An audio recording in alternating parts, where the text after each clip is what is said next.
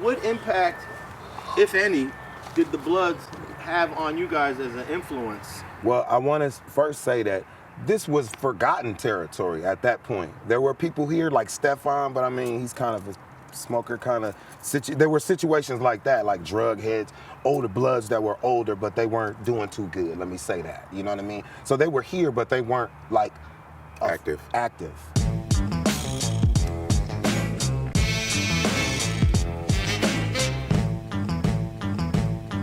Like, for example, this block didn't really have people particularly banging on it.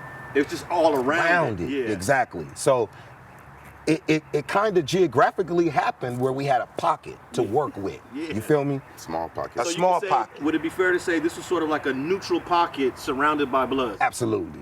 But I can't say surrounded because the next block over is the street that's like the Carter around here. And I saw Skip expound on Harvard. Harvard was a collection of hustlers. They were from different neighborhoods. Mansfields, Playboys, Bloods. It was all kind of people over there getting money. And those were our older people who were around us. So, you know, we were connected to them. So we saw that. And sometimes we dibbled and dabbled, you feel me? Out on Harvard. Because that was the street that you could go to take your little money and flip it. Okay, so well, let me ask you about this. Chipper lived on this block. Yep. And initially he was influenced by the Bloods. When I met him, he was a Blood. But then eventually he became a Mansfield and started cripping it. Right. Speak on any role that he played, being that he was probably the big homie to y'all on this block. He is our big homie. Rest in peace. Rest in peace, Chip. He took us on our like first everything. He's like our big brother. He was a mentor. Anything we needed to know how to do something, if we didn't know how to direct our soldiers, he would tell us. You know what I mean? He would expound on his experiences in YA, in the game, in the streets, and he was instrumental in what we about. For me, my connection with Chip, because I was out of the Marvins and he was running with the Mansfield, he was banging Mansfield. When I moved over here, it was like an instant connection. Plus, he's from Belize, I'm from Panama. And you know, that foreign plus the trade, you know, the West LA thing, you know, me and him connected, you know, because growing up in the Marvins, it wasn't, you know, it was hard over there. You know, they was hard on you, you know, growing up over there. So I already knew what the lifestyle was about from a small angle, the little time I spent. But Chip, you know, he did. You know, he was that big bro, you know, when, you know, I think he was just happy to have little dudes on the block. You know, and he see how our playerism was. You know, we was able to bring bras by, and of course, he wanted to tap into our work.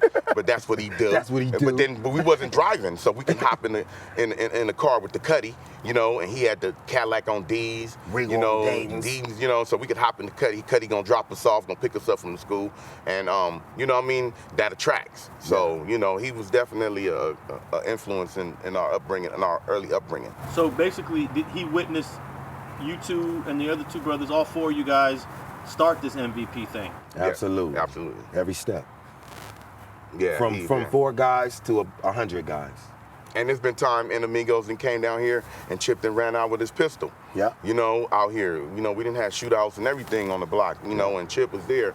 I mean, he always had his own thing going, right. You know, and he always had his allies with other hoods. You know, he still got his family from, you know, Hobb. You know, shout out to Hobb and everybody, the Blackstone, Hap, them big bros, them his family. So he still had his connections with them. That was a weird situation because I know you know Chip, and you know that he always functioned, even though he was a Crip, he always functioned with Bloods too. Bloods always came over here to see him from everybody. Always pulled up to this place to see him. And a lot of times, our homies would be standing outside. And so that would create real funk instantly. Shout out to Tanel, Hap, Hobb.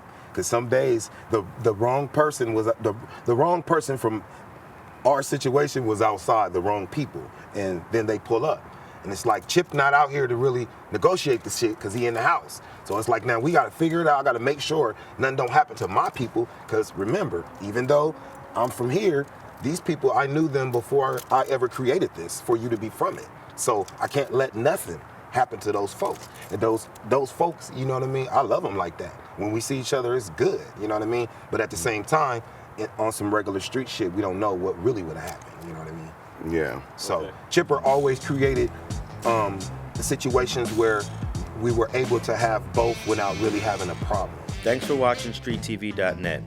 If you're not subscribed, please hit that button below and click the bell to receive alerts and notifications. Feel free to comment below so you can give us your feedback, and be sure to watch the 2 related episodes to the right. If you want to support this platform or follow us on social media, visit the links in the description. And thanks for watching StreetTV.net.